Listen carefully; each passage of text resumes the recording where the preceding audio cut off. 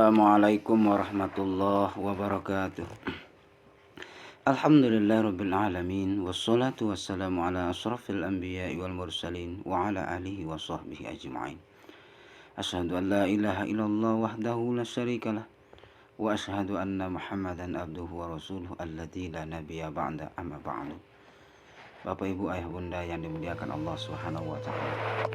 Pada pekan peringatan Maulid baginda Rasul, maka akan kita sampaikan beberapa pesan Rasulullah Sallallahu Alaihi Wasallam tentang wafatnya baginda Rasul Sallallahu Alaihi Wasallam. Sebelumnya kita berbicara tentang hari lahirnya baginda Rasul, bagaimana perjuangannya menjalani kehidupan semasa hidupnya, siapa yang menjaganya, siapa yang merawatnya, siapa yang memeliharanya. Tapi dalam hal ini akan kita sampaikan di dalam kitab Ar-Rahiq Al-Maktum oleh Syekh Saifur Rahman Al-Mubarakfuri, bagaimana perjuangan baginda Rasul yang dalam hal ini tentulah akan kita bahas kembali kehadiran ilahi. Jemaah yang dimuliakan Allah Subhanahu wa taala, sembari daripada itu kita memuji Allah Subhanahu wa taala, bersyukur kepada Allah Subhanahu wa taala dengan lafaz alhamdulillahirabbil alamin. Salawat dan salam buat baginda Rasul sallallahu alaihi wasallam. Allahumma shalli ala sayyidina Muhammad wa ala ali sayyidina Muhammad. Assalamualaikum ya Rasulullah. Bapak Ibu ayah bunda jamaah URJ dimuliakan Allah Subhanahu wa taala. Tanda-tanda perpisahan. Setelah dakwah benar-benar menjadi sempurna dan Islam dapat menguasai keadaan, mulai muncul tanda-tanda dari perpisahan dengan kehidupan dan orang-orang yang hidup yang bisa ditangkap dari sabda dan tindakan semasa hidupnya baginda Rasul sallallahu alaihi wasallam. Bertepatan pada bulan Ramadan tahun 10 Hijriah, beliau beriktikaf di masjid selama 20 hari. Padahal sebelumnya beliau tidak iktikaf kecuali hanya 10 hari saja. Dan Jibril mulai kembali mengetes Al-Quran dari beliau hingga 2 kali.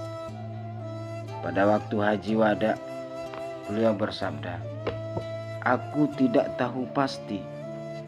Boleh jadi aku tidak akan bertemu kalian lagi setelah tahun ini dengan keadaan seperti ini." Pada waktu melempar jamrah Aqabah, beliau juga bersabda, "Pelajarilah manasik kalian dariku, karena boleh jadi aku tidak akan berhaji lagi sesudah tahun ini." Kemudian turun ayat surah An-Nas pada pertengahan hari Tasyrik. Sebenarnya semua ini bisa dikenali selagi atau sebagai sesuatu perpisahan yang disyaratkan oleh beliau.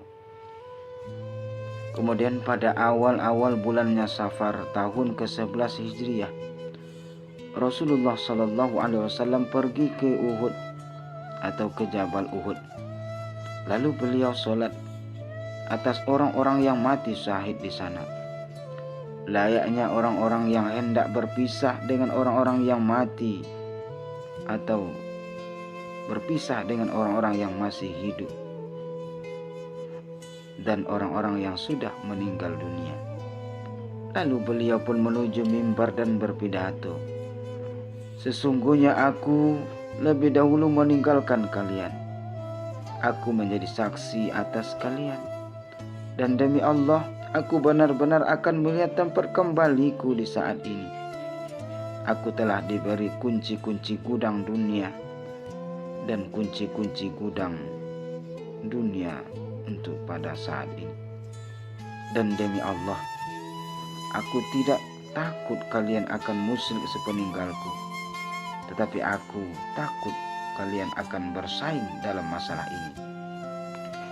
Pada suatu pertengahan atau suatu malam pertengahan yang di bulan yang sama, beliau pergi ke Baqi, lalu memintakan ampun atau meminta ampunan bagi orang-orang yang dikubur sana. Beliau pun bersabda, "Assalamualaikum ya ahlad diyar. Salam sejahtera atas kalian wahai para penghuni kubur. Apa yang kalian hadapi di sana menjadi ringan, seperti apa yang dihadapi manusia. Fitnah datang seperti sepotong malam yang gelap gulita, yang akhir akan menyusul yang awal. Hari ini akhirat lebih jahat pembalasannya daripada dunia. Lalu beliau mengkabarkan kepada orang-orang yang dikubur sana dengan bersabda, sesungguhnya kami akan bersua dengan kalian. Jamaah yang dimuliakan Allah Subhanahu wa taala, ayah bunda yang saya hormati. Bagaimana permulaan sakit beliau? Berawal pada tanggal 29 Safar tahun ke-11 Hijriah, bertepatan dengan hari Isnin, Rasulullah SAW menghadiri prosesi jenazah di Baqi.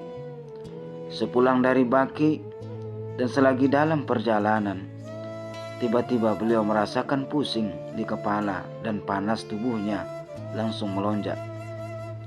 Hingga orang-orang bisa melihat tanda-tanda suhu badan beliau yang saking panasnya melewati urat-urat nadi di kepala beliau. Beliau sakit selama 13 atau 14 hari dan tetap sholat bersama orang-orang selama 11 hari dari masa sakitnya itu. Kemudian pekan terakhir, sakit Rasulullah SAW semakin lama semakin bertambah parah, sampai beliau bertanya kepada istri beliau, di mana giliranku besok? Di mana giliranku besok? Mereka paham apa yang beliau maksudkan. Mereka memberi kebebasan kepada beliau untuk memilih. Akhirnya beliau memutuskan untuk berpindah ke rumah Aisyah, ke rumah istrinya Aisyah. Beliau berjalan dengan dipapah oleh Al-Fat bin Abbas dan Ali bin Abu Thalib hingga tiba di rumah Siti Aisyah. Beliau berada di sana pada pekan terakhir dari kehidupan beliau. Sementara itu, Siti Aisyah terus-menerus membacakan muawwizat dan doa-doa yang dihafalkan dari Rasulullah SAW sambil meniup ke tubuh beliau dan mengusap-ngusap tangan beliau mengharapkan keberkahan. Jamaah yang dimuliakan Allah Subhanahu wa taala, 5 hari sebelum wafatnya beliau, pada hari Rabu, tepatnya 5 hari sebelum Rasulullah SAW wafat, suhu badan beliau semakin tinggi sehingga beliau semakin demam dan menggigil. Beliau pun bersabda, guyurkan air dari manapun ke tubuhku agar dapat menemui orang-orang yang memberikan nasihat kepada mereka. Mereka mendudukkan beliau di atas bejana cucian, lalu mengguyurkan air ke tubuh beliau, sehingga beliau pun bersabda, cukup, cukup. Setelah merasa agak ringan, beliau masuk ke masjid dengan kepala yang diikat, hingga duduk di atas mimbar lalu berpidato di hadapan orang-orang yang duduk di hadapan beliau. Kutukan Allah dijatuhkan kepada orang-orang Yahudi dan Nasrani karena mereka menjadikan kuburan Nabi mereka menjadi masjid. Begitu dalam riwayat disebutkan riwayat yang lain. Riwayat yang lain juga menyebutkan Allah memerangi orang-orang Yahudi dan Nasrani karena menjadikan kuburan para nabi mereka menjadi masjid. Lalu beliau melanjutkannya, janganlah kalian menjadikan kuburanku sebagai berhala yang disembah. Kemudian beliau menawarkan diri untuk qisas seraya bersabda, siapa yang punggungnya pernah kupukul, maka inilah punggungku, silahkan membalasnya. Siapa yang merasa kehormatannya pernah kulecehkan, maka inilah kehormatanku, silahkan membalasnya. Kemudian beliau turun mimbar untuk melaksanakan sholat zuhur. Selepas sholat beliau kembali ke mimbar dan duduk di atasnya. Beliau mengulangi lagi sabdanya seperti di atas dan juga menyampaikan yang lain. Pada saat itu orang-orang berkata, sesungguhnya engkau mempunyai tanggungan 3 dirham kepadaku. Maka beliau bersabda, berikan kepadanya wahai Fat. Kemudian beliau menyampaikan nasihat berkaitan dengan orang-orang Ansor. Aku wasiatkan kepada kalian tentang orang-orang Ansor. Mereka adalah familiku dan aibku. Mereka telah melaksanakan kewajiban mereka dan apa-apa menyisa adalah milik mereka. Terimalah orang-orang yang baik di antara mereka. Dalam satu riwayat disebutkan bahwa beliau bersabda, sesungguhnya manusia akan semakin bertambah banyak, sedangkan orang-orang Ansor semakin sedikit, hingga akhirnya mereka seperti garam dalam makanan. Barang siapa di antara kalian ada yang menyenangi atau ada yang menangani suatu urusan yang bisa membahayakan dan bermanfaat bagi seseorang, maka hendaklah dia mau menerima orang yang baik di antara mereka dan maafkan orang-orang yang buruk di antara mereka. Beliau melanjutkan sabdanya, sesungguhnya ada orang atau seseorang hamba yang diberi pilihan oleh Allah antara diberi kewenangan dunia menurut kehendaknya ataukah apa yang ada di sisinya. Ternyata hamba itu memilih apa yang ada di sisinya. Abu Sa'id Al-Khudri menunturkan, lalu Abu Bakar menangis. Lalu Abu Bakar menangis sembari berkata, demi ayah dan ibu kami sebagai tebusanmu, karena kami merasa heran atas ulah Abu Bakar ini. Maka orang-orang berkata, lihatlah orang tua ini. Rasulullah SAW mengkabarkan tentang seseorang hamba yang diberi pilihan oleh Allah antara diberi kemewahan dunia menurut kehendaknya ataukah apa yang ada di sisinya. Lalu biar berkata, demi ayah dan ibu kami sebagai tebusannya. Yang dimaksudkan hamba di sini tidak lain adalah Rasulullah SAW sendiri. Sementara orang yang paling mengetahui di antara kami adalah Abu Bakar. Begitulah tingginya perasaan Abu Bakar. Maka beliau tahu keadaan yang akan dihadapi oleh Rasulullah SAW. Kemudian beliau melanjutkan, sesungguhnya orang-orang yang paling memberikan perlindungan kepadaku dengan pergaulan dan hartanya adalah Abu Bakar. Andaikan aku boleh mengambil seseorang kekasih selain Rabbku, niscaya aku akan mengambil Abu Bakar sebagai kekasihku. Tetapi ini adalah ukhuwah Islamiyah dan kasih sayang. Semua pintu yang menuju masjid harus ditutup kecuali pintu Abu Bakar. Jamaah yang dimuliakan Allah Subhanahu wa taala, 4 hari sebelum wafatnya baginda Rasul sallallahu alaihi wasallam, pada hari Khamis 4 hari sebelum beliau wafat, sakit beliau tidak menyusut atau tidak berkurang. Beliau bersabda, kemarilah kalian, aku akan menuliskan sebuah tulisan yang kalian tidak akan tersesat sesudahnya. Saat itu di rumah ada beberapa orang. Di antara mereka adalah Umar bin Al-Khattab yang berkata, beliau berpengaruh oleh sakitnya.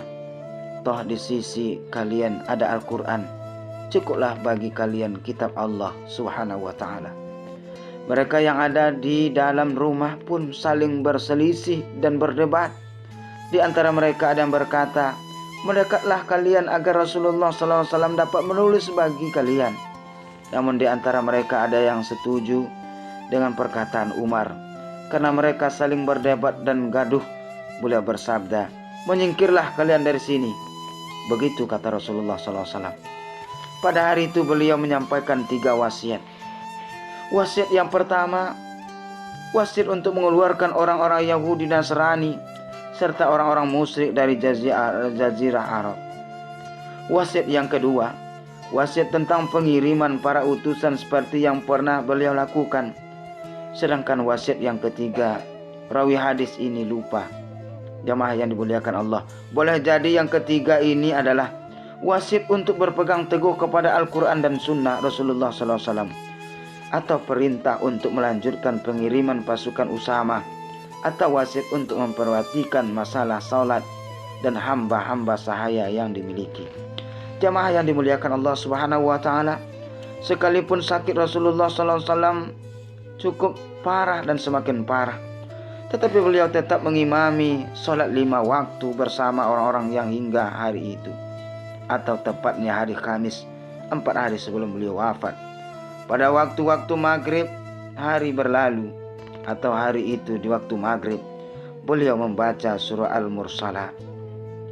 Menjelang sholat Isya, sakit beliau semakin bertambah parah sampai beliau tidak sanggup lagi pergi ke masjid. Aisyah sebagai istrinya menuturkan, beliau bertanya, "Apakah orang-orang sudah sholat?" Kami menjawab, beliau, "Belum, wahai Rasulullah. Mereka sedang menunggu engkau, wahai Rasulullah." Beliau pun bersabda, "Letakkan air di bejana tempat cucian bagiku." Kami laksanakan perintah beliau. Setelah mandi, beliau akan bangkit berdiri, namun tidak sanggup dan pingsan. Setelah siuman, beliau bertanya, "Apakah orang-orang sudah sholat?"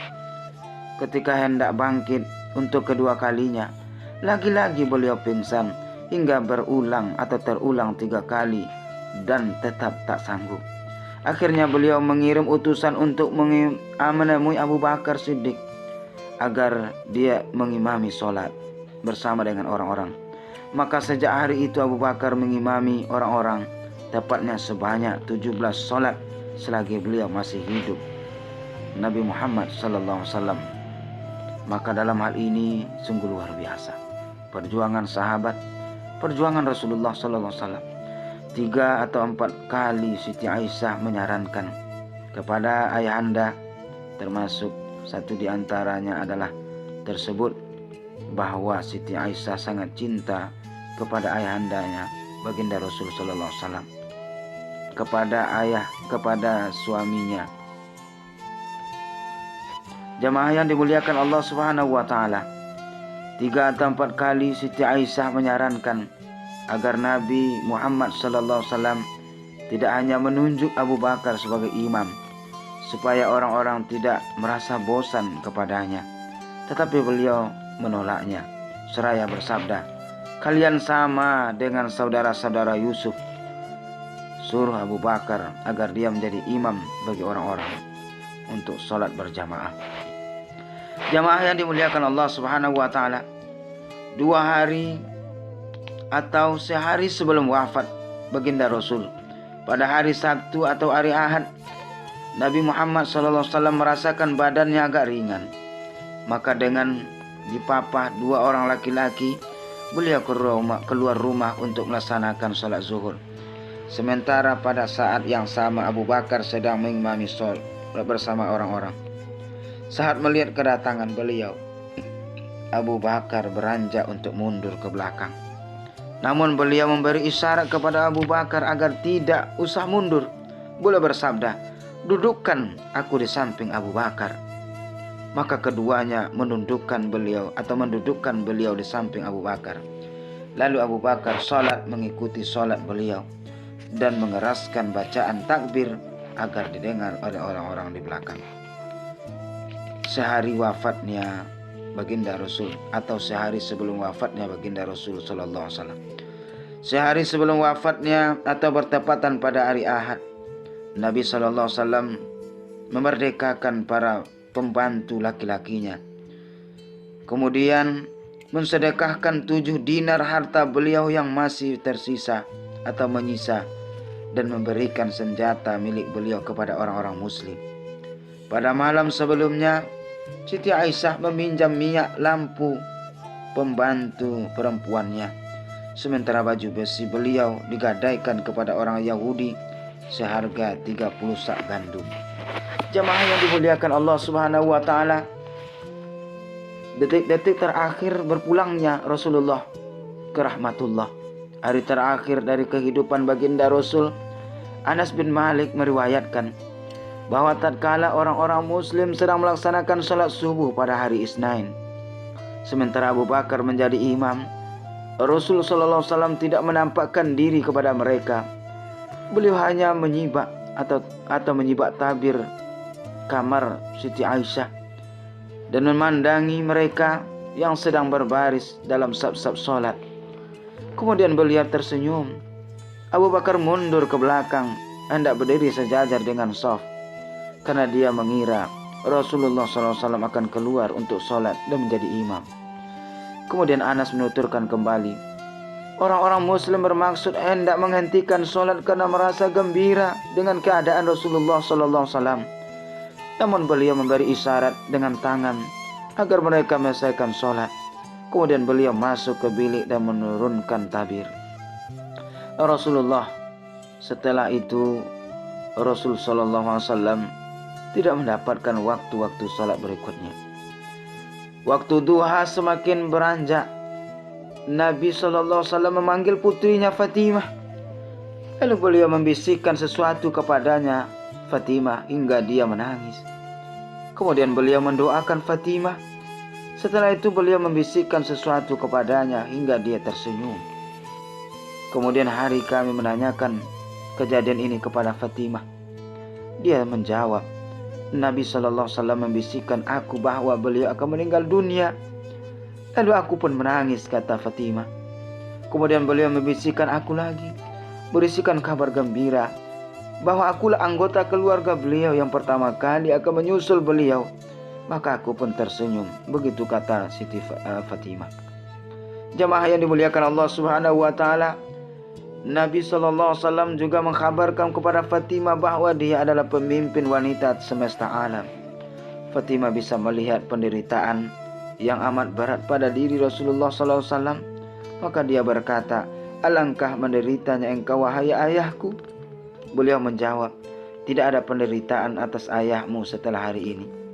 Kemudian beliau memanggil Hasan dan Husain, lalu memeluk keduanya dan memberikan nasihat yang baik-baik. Beliau juga memanggil para istri beliau, memberi nasihat dan peringatan kepada mereka. Rasa sakit beliau semakin bertambah berat. Ditambah lagi pengaruh racun yang disusupkan dalam daging oleh wanita Yahudi yang beliau makan sewaktu di Khaybar. Hingga beliau bersabda, wahai Aisyah, aku masih merasakan sakit karena makanan yang sempat kucicipi di Khaybar. Inilah bagiku untuk merasakan bagaimana terputusnya nadiku karena racun tersebut. Beliau juga memberikan nasihat kepada orang-orang. Salat, as-salah, as-salah, dan juga budak-budak yang kalian miliki. Beliau menyampaikan wasiat ini hingga beberapa kali. Maksudnya perintah untuk memperhatikan dua hal ini, yaitu adalah perintah salat dan perintah tentang masalah budak-budak yang kalian miliki. Detik-detik terakhirnya kehidupan baginda Rasul SAW. Tibalah detik-detik terakhir dari hidupnya baginda Rasul. Aisyah menarik tubuh beliau ke pangkuannya. Tentang hal ini dia pernah berkata, sesungguhnya di antara nikmat Allah yang dilimpahkan kepadaku bahwa Rasulullah SAW meninggal dunia di rumahku pada hari giliranku, berada dalam rengkuhan dadaku, bahwa Allah SWT menyatukan antara ludahku dan ludah beliau saat beliau wafat. Abdurrahman bin Abu Bakar masuk sambil memegang siwak. Saat itu aku merengkuh tubuh beliau. Kulihat beliau melirik ke siwak di antara Abdurrahman, karena aku tahu beliau amat suka kepada siwak.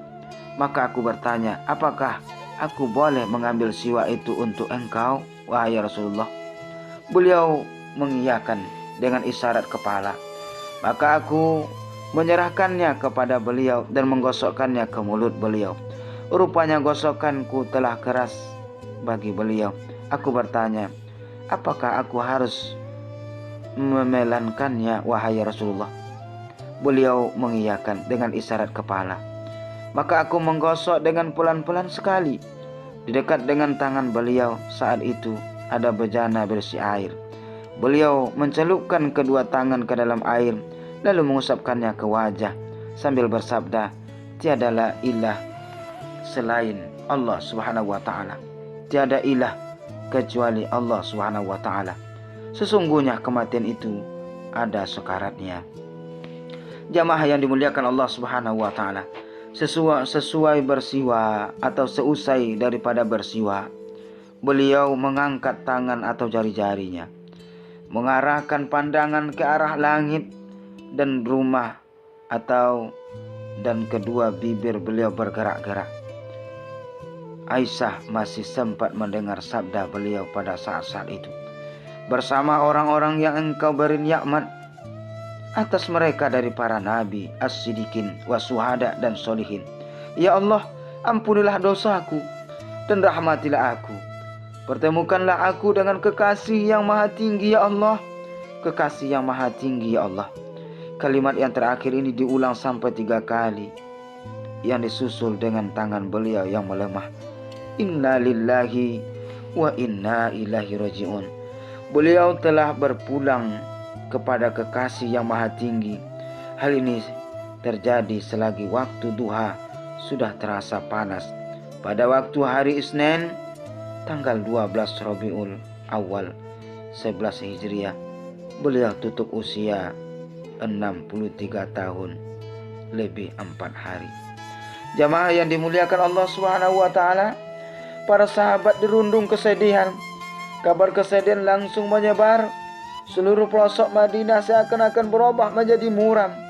Anas menuturkan kembali, aku tidak pernah melihat suatu hari yang lebih baik selain dari hari saat Rasulullah SAW masuk ke tempat kami, dan tidak kulihat dari yang lebih buruk hari dan lebih muram selain dari hari Rasulullah SAW meninggal dunia. Setelah beliau meninggal, Fatimah berkata, wahai ayah, Rabb telah memenuhi doamu. Wahai ayah, surga Firdaus tempat kembalimu. Wahai ayah, kepada Jibril kami mengabarkan wafatmu. Jemaah yang dimuliakan Allah Subhanahu wa taala, dalam hal ini kita lihat bagaimana sikapnya Umar bin Khattab sebagai sahabat beliau. Setelah mendengar kabar kematian beliau, Umar hanya berdiri mematung seperti tidak sadar, dan dia berkata, sesungguhnya beberapa orang munafik beranggapan bahwa Rasulullah SAW akan meninggal dunia. Sesungguhnya beliau tidak meninggal dunia, tetapi pergi ke hadapan Rabb-Nya, seperti yang dilakukan Musa bin Imran yang pergi dari kaumnya selama 40 hari, lalu kembali kepada Allah, kepada mereka, lalu kembali lagi kepada mereka setelah beliau dianggap meninggal dunia.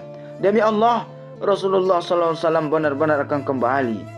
Maka tangan dan kaki orang-orang yang beranggapan bahwa beliau meninggal dunia hendaknya dipotong. Begitu sikapnya daripada Umar bin Khattab mendengar kabar wafatnya baginda Rasul SAW.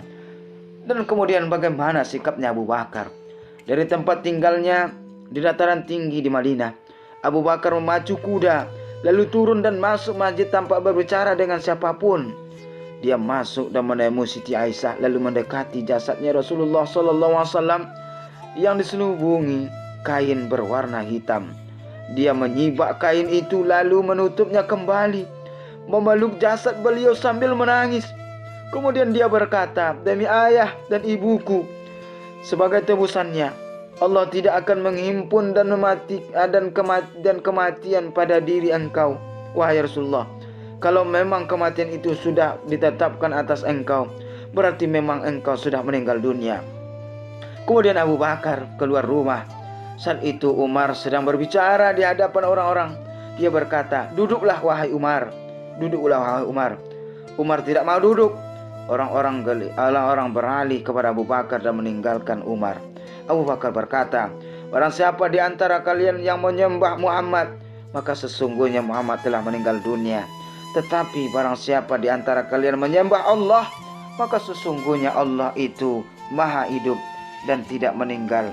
Sebagaimana firman Allah Subhanahu wa taala, A'udzubillahi minasyaitonirrajim. Bismillahirrahmanirrahim. Wa ma Muhammadun illa rasulun qad khalat min qablihi rasul. Afa in mata aw qutilan qalabatum ala aqabikum. Wa man yanqalib ala aqibaih falan yadurrallaha syai'a wa sayajzillahu syakirin. Muhammad itu tidak lain hanyalah seorang rasul. Sungguh telah berlalu sebelumnya beberapa orang rasul. Apakah jika dia wafat atau dibunuh, kamu berbalik ke belakang atau murtad? Barang siapa yang berbalik ke belakang, maka ia tidak dapat mendatangkan mudarat kepada Allah sedikit pun, dan Allah akan memberikan balasan kepada orang-orang yang bersyukur. Quran Surah Al-Imran ayat 144. Ibnu Abbas menuturkan, demi Allah, seakan-akan mereka tidak tahu bahwa Allah Subhanahu wa Ta'ala telah menurunkan ayat ini hingga saat Abu Bakar membacakannya. Maka sesungguhnya atau semua orang mempelajari ayat ini, tidak seorang pun di antara mereka yang mendengarnya melainkan membacanya. Ibnu Musayyad menuturkan bahwa Umar berkata, demi Allah, setelah mendengar Abu Bakar membacakan ayat tersebut, aku pun menjadi linglung hingga aku tak kuasa mengangkat kedua kakiku, hingga aku tertunduk ke tanah saat mendengarnya. Kini aku sudah tahu bahwa Nabi Muhammad Sallallahu Alaihi Wasallam memang sudah meninggal dunia. Jamaah yang dimuliakan Allah Subhanahu wa Ta'ala, bagaimana menangani dan menguburkan jasadnya baginda Rasul Sallallahu Alaihi Wasallam. Sebelum mengurus jasadnya baginda Rasul Sallallahu Alaihi Wasallam, terjadi silang pendapat tentang pengganti beliau. Terjadi dialog dan debat serta sanggahan dari pihak Muhajirin dan Ansar, Adi As-Saqifah Bani Sa'idah. Namun akhirnya mereka sepakat untuk mengangkat Abu Bakar sebagai khalifah. Hal ini terjadi hingga masuk waktu malam hari Isnin atau malam hari Isnin. Orang-orang sibuk membuat persiapan untuk mengurus jasad beliau hingga akhir malam mendekati subuh malam Selasa. Sementara jasad beliau yang mulia masih tetap terbujur di atas tempat tidur dengan diselubungi kain hitam. Pintu rumah ditutup dan hanya boleh dimasuki keluarga beliau. Pada hari Selasa, para sanak keluarga memandikan jasad beliau tanpa melepaskan kain yang menyelubungi beliau. Adapun yang memandikan adalah Al-Abbas, Ali, Al-Fad, Al-Qasam atau kedua anak daripada Al-Abbas, Sarqam atau pembantu Rasulullah SAW, Usama bin Zaid dan Aus bin Khaili. Kemudian Abbas, Al-Fad dan Qasam bertugas membalik-balik jasad. Sarqam menyusurkan air, Ali membersihkannya, dan Aus mendekap jasad beliau di dadanya. Kemudian mereka mengkafani jasad beliau dengan 3 lembar kain putih dari bahan katun tanpa menyertakan pakaian ataupun penutup kepala. Kemudian mereka saling berbeda pendapat di mana beliau akan dikubur. Maka Abu Bakar berkata, sesungguhnya aku pernah mendengar Rasulullah SAW bersabda, tidaklah seorang nabi meninggal dunia melainkan dia dikuburkan di tempat dia meninggal dunia. Abu Talha menyingkirkan tempat tidur di mana beliau meninggal dunia, lalu menggali liang lahat persis di bawah tempat tidur beliau. Orang-orang masuk ke dalam bilik secara bergiliran, 10 orang untuk mensolati jenazah Rasulullah SAW, tanpa seorang pun yang menjadi imam. Giliran pertama kali yang mensolati adalah keluarga beliau, kemudian disusul oleh orang-orang Muhajirin, kemudian orang-orang Ansor. Setelah kaum laki-laki, giliran kaum wanita yang mensolati beliau, kemudian disusul anak-anak. Selain semua ini dilaksanakan sehari penuh pada hari Selasa hingga menginjak malam Rabu. Aisyah berkata, kami tidak mengetahui penguburan Rasulullah SAW hingga kami mendengar suara sekop di tengah malam Rabu. Jemaah yang dimuliakan Allah Subhanahu wa Ta'ala, maka itulah kisah wafatnya baginda Rasul sallallahu alaihi wasallam.